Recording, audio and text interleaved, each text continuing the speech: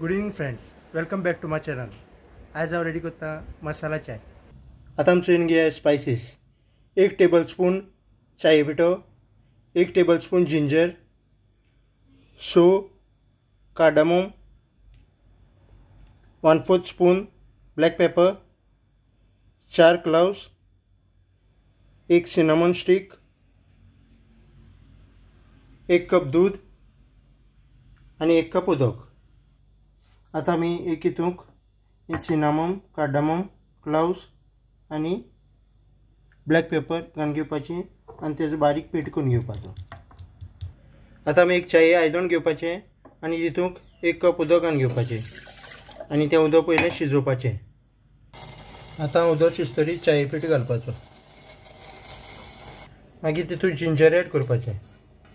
मागीर सगळो आमगे स्पायसिसां पीठ केलो तो एड करपाचो. आता आमगे मसाला बीन सगळे बॉयल जाल्लो आहा. आता आमी दूध एड करपाचें. आता आमी हितून 2 टेबलस्पून साखर एड करपाची.